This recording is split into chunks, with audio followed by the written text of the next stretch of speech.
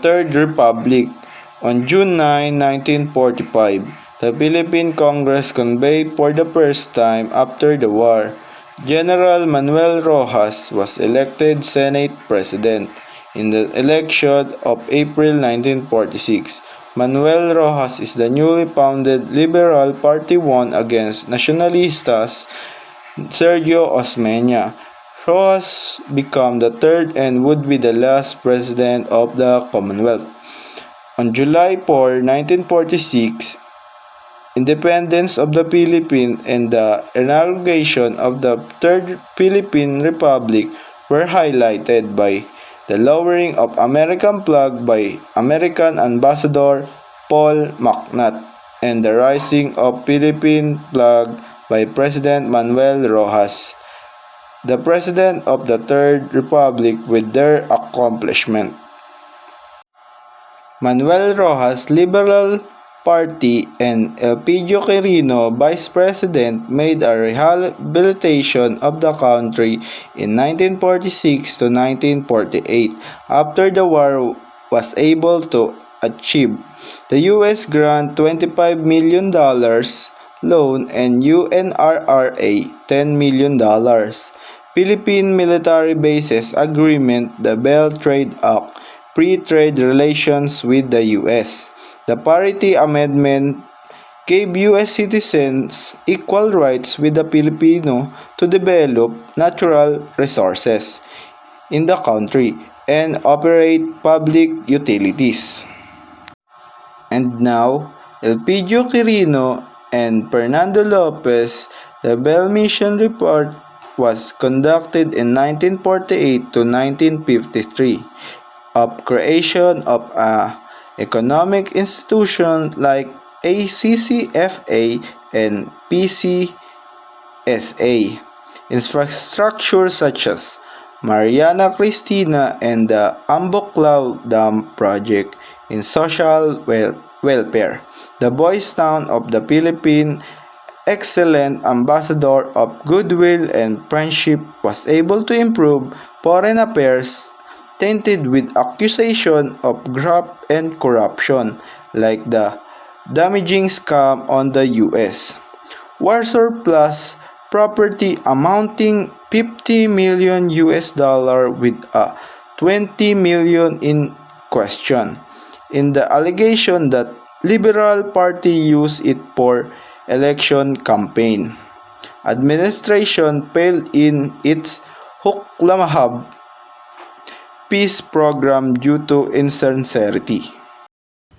This is a quick journey through the leadership of the Philippines from 1953 to 1973, a time of political transitions, reforms, and national milestones.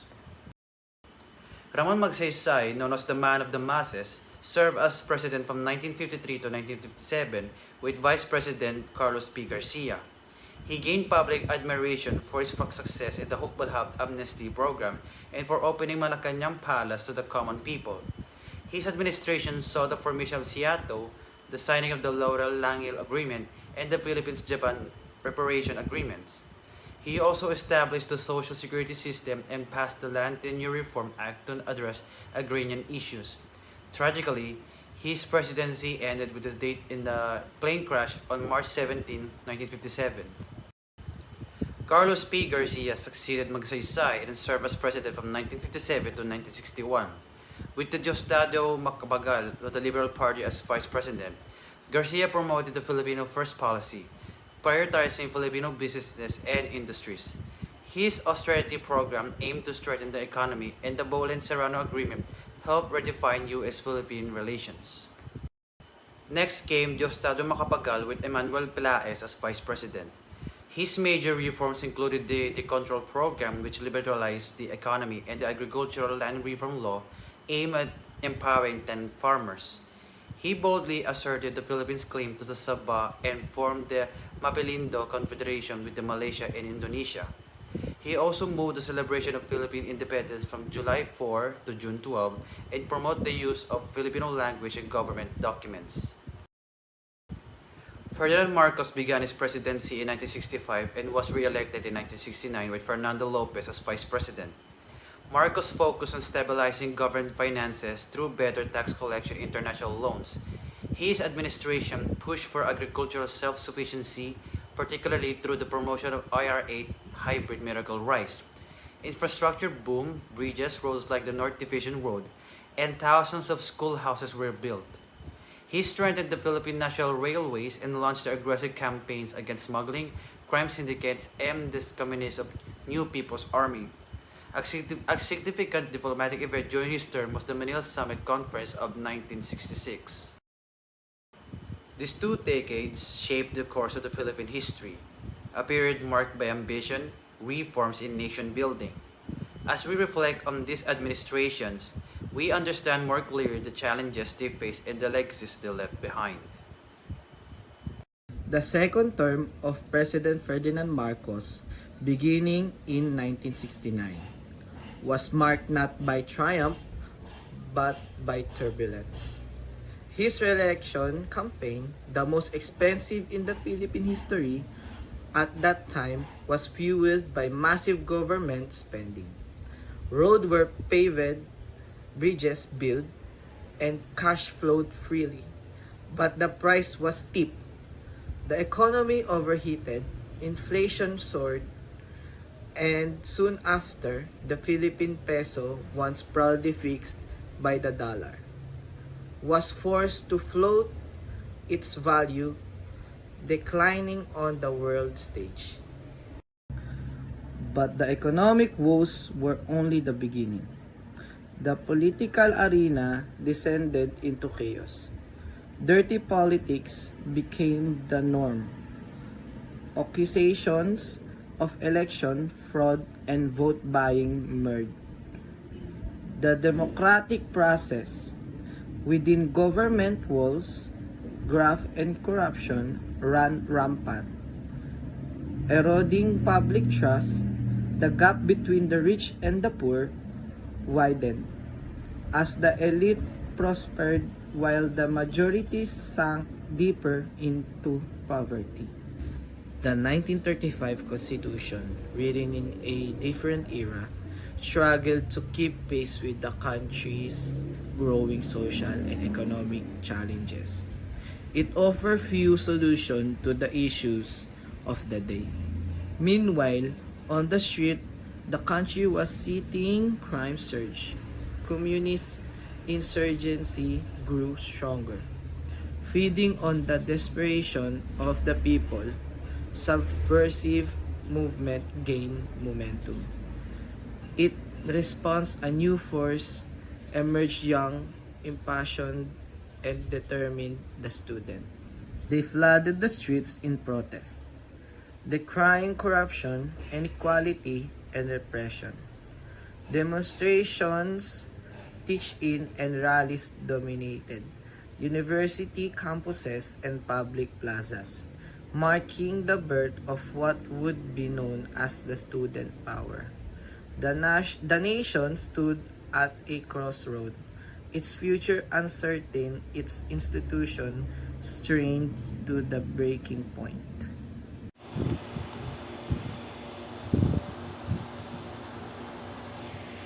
The Marcos Regime Historical Report.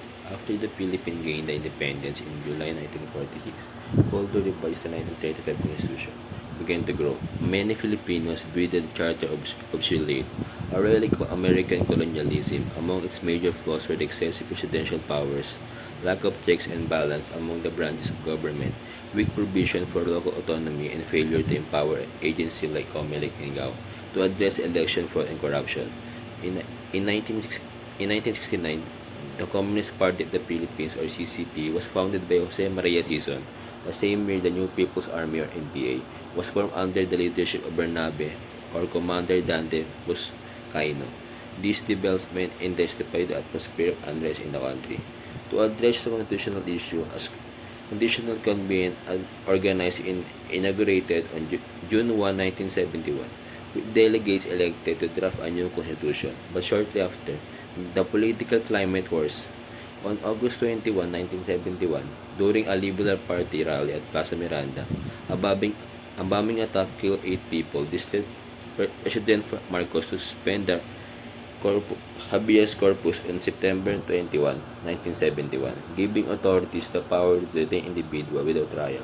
Although the right was restored in January 1972, tension continued to arise. On September 23, 1972, President Marcos went to a national television and announced that they had declared martial law, retroactively dated to September 21. He justified this by citing alleged assassination attempt against Defense Secretary Juan Ponce Enrile. The martial law declaration marked a turning point.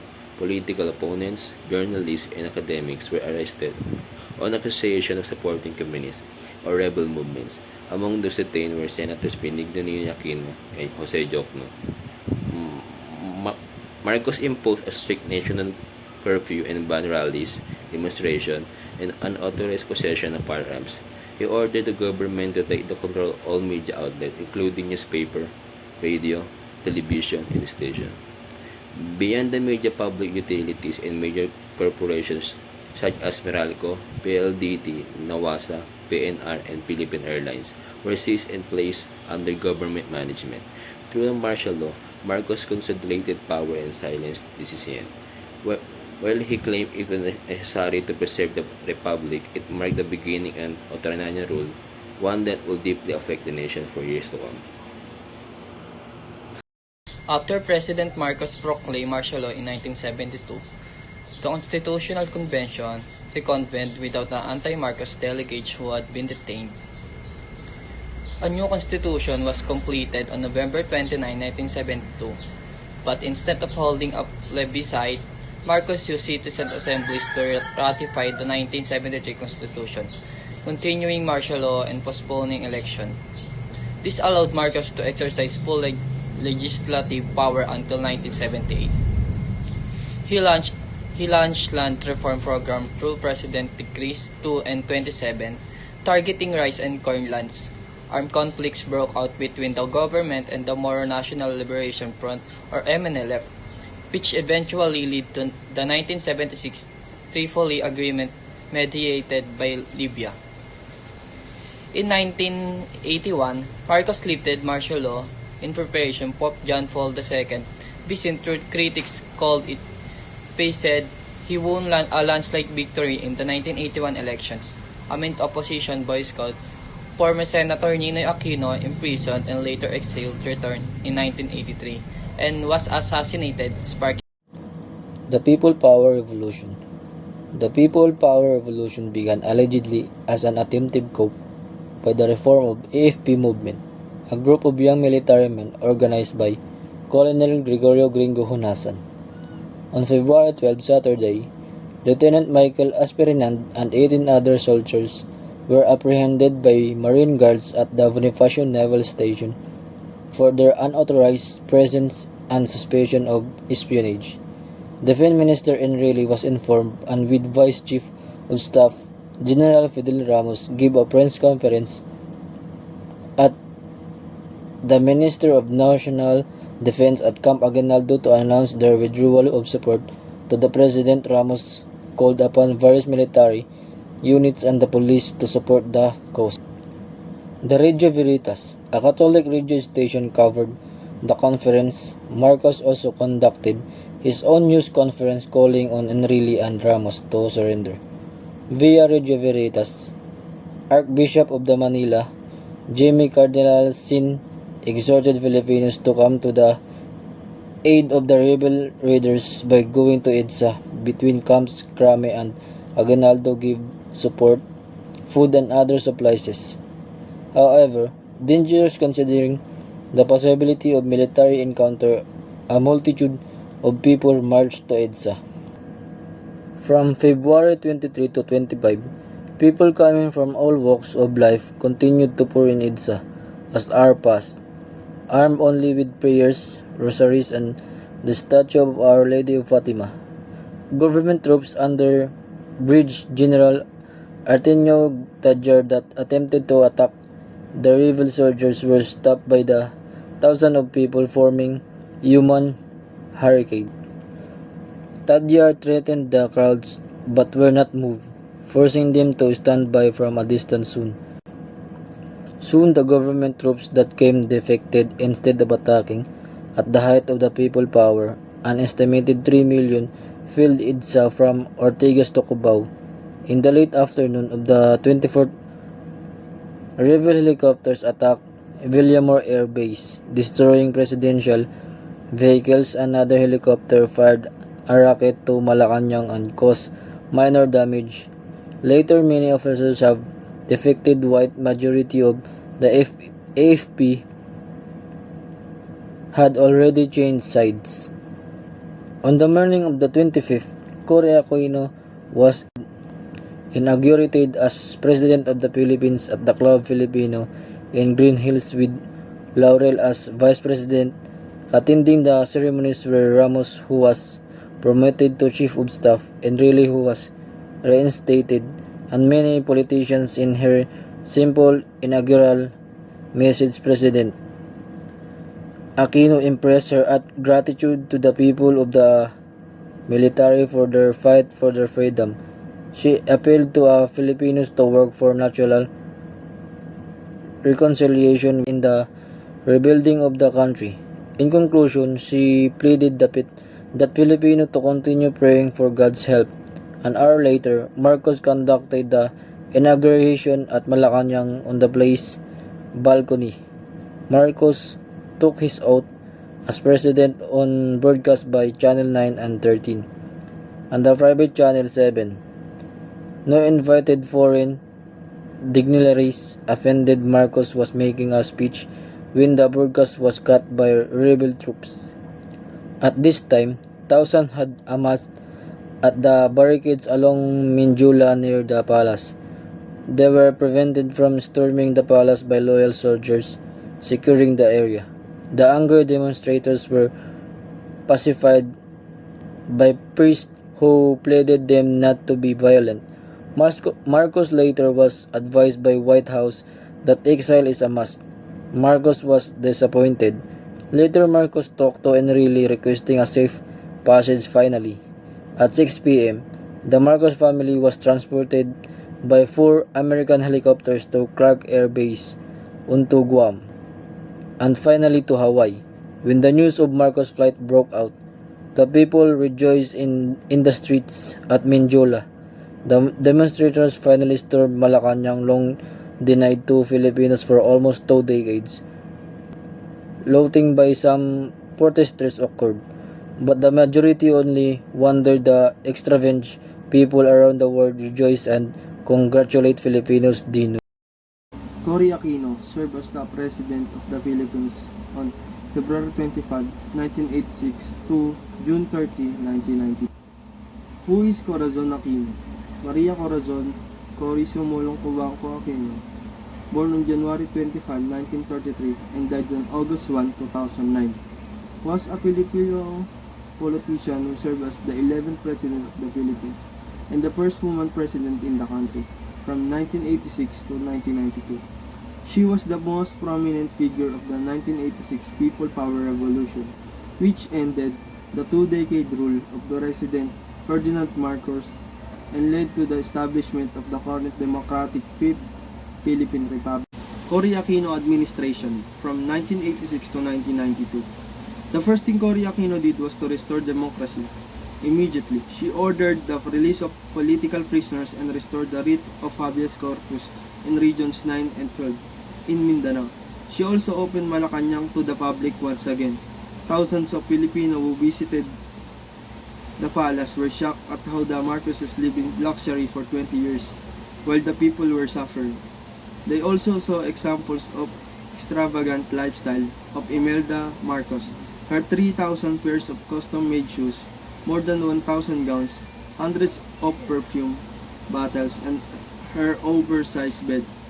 Before the drafting of new constitution and its ratification by the people, President Aquino issued Proclamation Number 3 on March 25, 1986, promulgating the Provisional Constitution of the Republic of the Philippines, otherwise known as the Freedom Constitution. This constitution was designed and adopted as an instrument for transition to restore political stability. President Aquino called for the drafting of a new constitution that would replace both the 1973 Amendment Constitution and the 1986 Provisional Constitution. On June 2, 1986, she appointed an independent Constitutional Commission or CONCOM and gave them 3 months to frame the new constitution. On October 15, 1986, 1 month behind schedule, the commissioners approved the entire draft of new charter by a vote of 45 to 2, CONCOM President. Former Supreme Court Justice Cecilia Munoz Palma led the yes votes. The new constitution was submitted to the President, who in response called for a new registration of voters and a plebiscite to ratify the charter. On February 2, 1987, the people went to the polls and ratified the new constitution in national plebiscites. It was the most peaceful and honest policy. The salient feature of the 1987 Constitution. The 1987 Constitution is a fundamental law of the land that enacted after the People Power Revolution. It establishes the structure of government, protects citizens' rights, and promotes democracy, justice, and national sovereignty. This Constitution reflects the Filipino people's aspiration for freedom, social justice, and good governance. A declaration of state policies which pursues freedom from nuclear weapons, upholds the sanctity of family life, and protects the unborn, ensures equality for women, provides for a Filipino-controlled economy, promotes agrarian reform, prohibits political dynasties, and takes measures against graft and corruption. A new Bill of Rights which bans death penalty and the use of torture, intimidation, or secret detention of state prisoners. The 1987 Constitution led to the creation of Permanent Commission on Human Rights, tasked with investigating human rights violation and promoting the protection of civil liberties. This body serves as vital safeguard to ensure that the rights and dignity of every Filipino are upheld and respected. The Constitution established a presidential system of the government, which where executive power is vested in a elected president, serving as both head of the state and the government. It also ensures a clear separation of power among the executive, legislative, and judicial branches, which is a system of checks and balances to prevent the abuse and promote accountability. The 1987 Commission limits the President's term to a single 6-year period without re-election, aiming to prevent the concentration of power and promote democratic leadership. It also includes a prohibition against appointing relative to public office to avoid nepotism and ensure fairness in government appointments. The Constitution grants the President the power to proclaim martial law or suspend the writ of habeas corpus, but only for the maximum period of 60 days. After this period, Congress has the authority to either revoke or extend the proclamation, ensuring that such power are not abused and remain under legislative oversight. The Constitution established a bicameral Congress composed of the Senate and the House of the Representatives, whose members are elected by the people. This legislative body is granted the power to create laws with built-in safeguards such as transparency, checks and balances, and adherence to constitutional limits to ensure responsible lawmaking. The Constitution provides mechanism that allows people to directly participate in governance through initiatives such as proposing laws, constitutional amendments, and filing impeachment cases.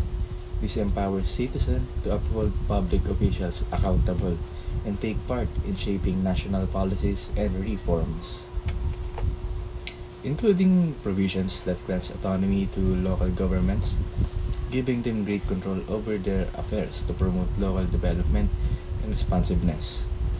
It also mandates the creation of autonomous region in Cordillera and Muslim Mindanao, recognizing their unique cultural, historical, and social identities within the framework of national unity. Ensures that the government's power to incur new loans is exercised with transparency and accountability. Such borrowing is subject to oversight and limitations set by the Congress and the Monetary Board and must be disclosed to the public to uphold the principle of freedom of information.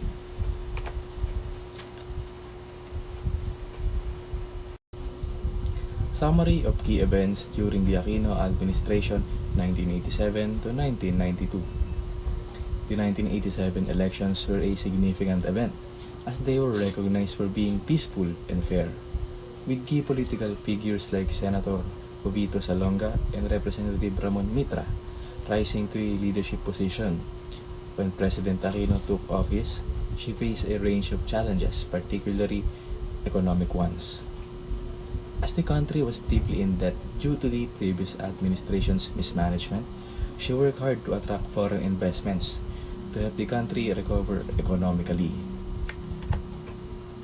Aquino also gained international recognition, especially after delivering a powerful speech in the U.S. Congress, which led to her being named Time Magazine's Woman of the Year in the year 1986. Domestically, she launched the Comprehensive Agrarian Reform Program, a land reform initiative that aimed to distribute agricultural land more fairly, covering all types of agricultural lands. Her administration also focused on recovering the ill-gotten wealth of the Marcos family, setting up the Presidential Commission on Good Governance to track down and reclaim those assets.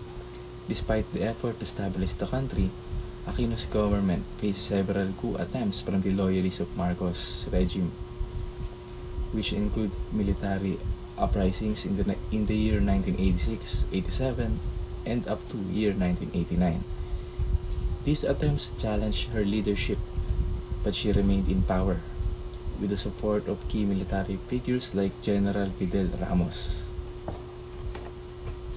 The Aquino administration also dealt with natural disasters that severely impacted the country. The eruption of Mount Pinatubo in 1991 and the Central Luzon earthquake in 1990 caused major loss of life and infrastructure's damage, while power shortage led to